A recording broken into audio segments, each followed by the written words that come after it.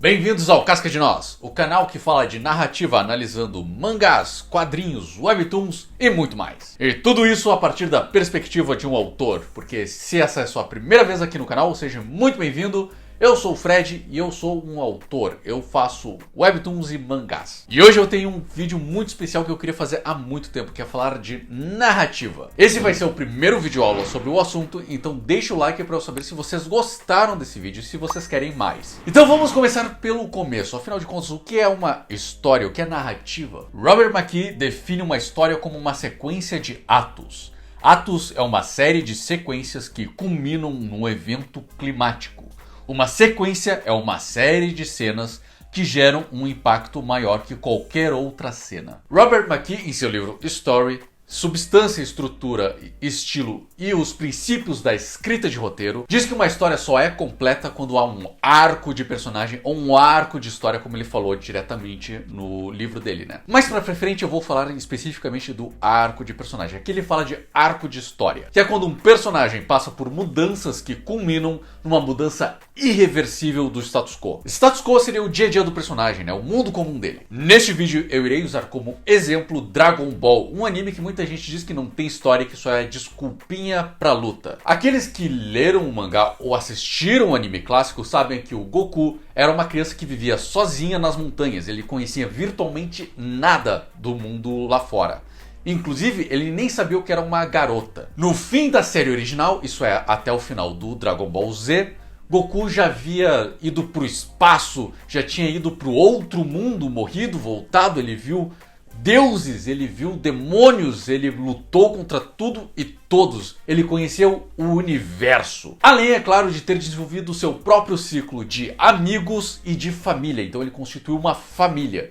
Isso é uma mudança irreversível para o Goku. E esse é o arco da história da jornada de Dragon Ball. Você até pode criar a estrutura perfeita, né? Tudo tá muito bonitinho, estruturado ali. Mas uma história nunca irá cativar o espectador se você não criar empatia entre o personagem e o seu público. Só nos importamos com a jornada do Goku ou a jornada do Vegeta ou de qualquer outro personagem, seja ele primário, secundário ou até de fundo, vai que, né? Quando a gente cria uma ligação com esses personagens, né? Então a gente torce para que eles ganhem, a gente quer ver eles terem sucesso. O tema específico desse vídeo é muito mais a estrutura, então vamos entrar mais em detalhes na estrutura. Além disso, já existem diversos vídeos aqui no YouTube que já explicam isso, como o canal Narrativando e o Raoni Marx. Mas o que eles não dizem é onde na estrutura você coloca esses momentos, essas técnicas narrativas. O todo que nós vimos, né, do Goku criança até o final do Dragon Ball Z é a história. Porém, histórias são feitas de atos. Atos são feitos de uma sequência de cenas e cenas são feitas de bits. Se a história é o universo, o bit é o átomo da sua estrutura narrativa. E é nele que nós vemos as técnicas de criação de empatia e outras técnicas narrativas, além de momentos épicos, momentos tristes. É aqui que se pensa em como você cria uma ligação entre a plateia e os personagens. De acordo com McKee, um beat é uma mudança de comportamento que ocorre por ação e reação.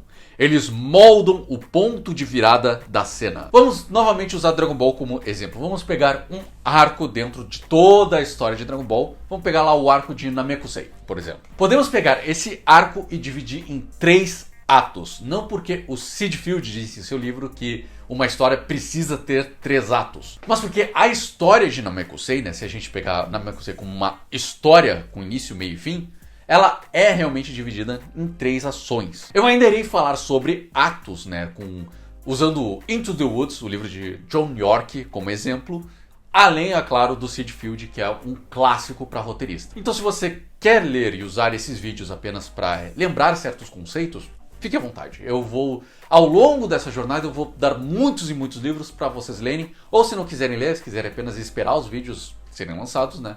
Eu vou pegar a minha interpretação desses livros, né? Usando eles como base e passar para vocês. As 3 ações são a chegada de Namekusei, a busca e a realização dos desejos das esferas dos dragão e escapar de Namekusei. São 3 ações, 3 objetivos, por assim dizer, que os personagens passam. Eles primeiro precisam chegar a Namekusei, em que cada personagem chega em pontos diferentes. Depois eles precisam encontrar e realizar o desejo nas esferas do dragão. E aí depois eles precisam voltar para a Terra, fazer o caminho de volta, sendo que eles vão ser impedidos ao longo dessa jornada. A estrutura básica de Nemean que eu sei é essa. E reparem que o Frieza, o vilão central, nem sequer foi mencionado nesses atos, né?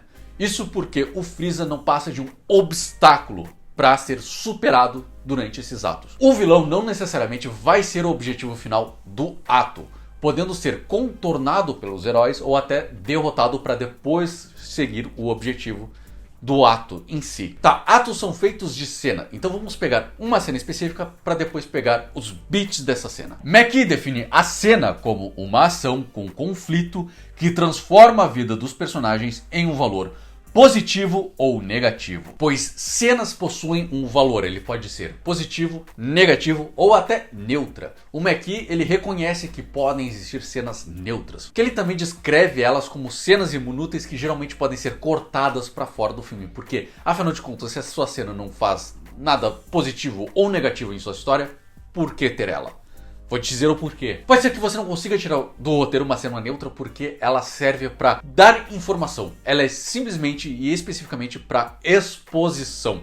Então, se ela não está dizendo nenhuma informação, se ele não está mudando o valor da cena, né, o valor dessa sequência, então realmente não tem por que estar lá e tu pode tirar da história ou complementar a situação que você quer que aconteça junto com algum outro momento, né? Repensar toda a estrutura narrativa para que ela sirva para algo, para avançar algo no plot, né? Na narrativa. Eu vou pegar a sequência de transformação de Super Saiyajin 1. Essa sequência se dá início desde a derrota do Frieza, né? Que nós vemos claramente que é um ponto de virada. Então pegamos esse ponto de virada, né? O final do ponto de virada, que é o Frieza foi derrotado, começando o terceiro ato, que é o retorno para a Terra. A cena começa com nossos protagonistas refletindo os acontecimentos até então e decidindo retornar para a Terra. Goku começa dizendo que a nave que ele veio poderá levar todos para a Terra em 5 dias. Gohan se alegra, dizendo que poderá reencontrar sua mãe e os seus amigos. Vemos a reação de Piccolo e de Kuririn.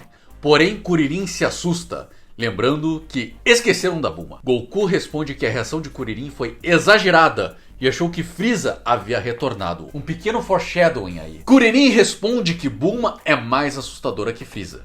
Todos riem e Goku mostra que está machucado demais até para rir. Piccolo reflete sobre o estado do planeta e que está impressionado como Namekusei é resistente por ter conseguido tancar o embate tão feroz entre Goku e Frieza. Ele ainda se refere aos mortos por Frieza. Kuririn olha para o Piccolo, que tinha acabado de ressuscitar cenas atrás, e pergunta como ele sabe dos personagens que morreram. E sua expressão muda para o terror. Goku nota a mudança de Kuririn e quando todos olham para a mesma direção, é revelado que Frieza está vivo. E esse é o fim dessa cena. Nós também podemos colocar cada um desses momentos no Kisho Tenketsu. Porém, essa estrutura do Kisho Tenketsu, uma estrutura oriental, eu vou deixar para outro vídeo porque ela merece o seu próprio vídeo. E essa cena é ótima para explicar beats, porque muita gente vai olhar essa cena e diz que nada aconteceu, mas isso não é verdade. Reparem que cada beat também tem seu valor. E lembrem também que o papel da cena é transformar a vida dos personagens, seja ela positiva, uma transformação positiva, ou uma transformação negativa, neste caso que é a reaparição do vilão. Esta cena teve 10 beats. Começando com uma carga positiva, eles decidem retornar para a Terra. Depois, mais uma vez, positiva com Gohan feliz por voltar. Então temos a reação positiva de Piccolo e a reação negativa de Kuririn. Essa mudança é a carga do beat, que muda de positivo para negativo. Se formos pegar cada um dos beats que temos aí, dos 10 beats, nós temos o seguinte: positivo, positivo, positivo, negativo, positivo, positivo, negativo, positivo, negativo e negativo. Nota que a reaparição do Frieza é uma carga muito maior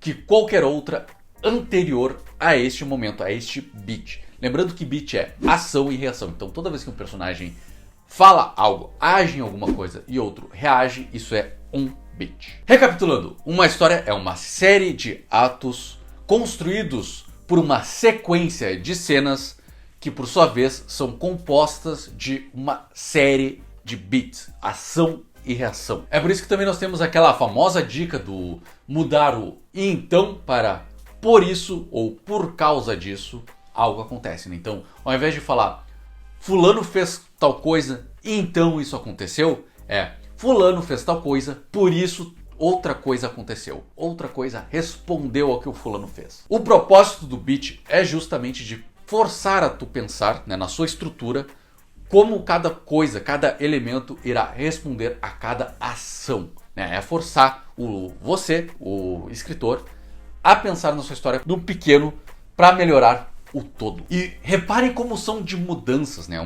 Então, história essencialmente é sobre mudança. Uma mudança de um ou mais personagens que é irreversível e é impossível retornar. O personagem está mudado. Pode ser tanto ele, tanto o personagem, quanto os personagens, quanto tudo à sua volta está diferente. No caso do Goku, é ele ter conhecido o resto do mundo, porém se mantendo a mesma pessoa que ele era quando era sozinho. Né? Então houve uma mudança irreversível, principalmente na sua composição familiar, no seu círculo de amizades. Porém nota que o personagem em si não mudou. Isso porque ele passa por um arco de personagem achatado. No próximo vídeo veremos mais sobre estrutura. Então se inscreve no canal para não perder nenhum dos próximos vídeos, né, sobre Monomito, Kisho Tenketsu ou até sobre arcos de personagem que eu comentei nos vídeos de Akane Banashi. Porém, nos próximos vídeos, né, no próximo mês, irei entrar mais a fundo. E deixe seu like para que eu fique sabendo que vocês gostaram do vídeo e que vale a pena eu investir meu tempo e minha energia em fazer esses vídeos. Né? Então, deixe seu like, compartilhe com os amigos, mostre para outros autores que querem melhorar ou que não sabiam do beat, que não sabiam desse aspecto da estrutura narrativa. E leiam os meus quadrinhos. Akarasu, disponível no Webtoon de graça. E Honra, disponível na Amazon por R$10. Muito obrigado por terem assistido o vídeo até o fim. E lembrem-se, as árvores somos nós.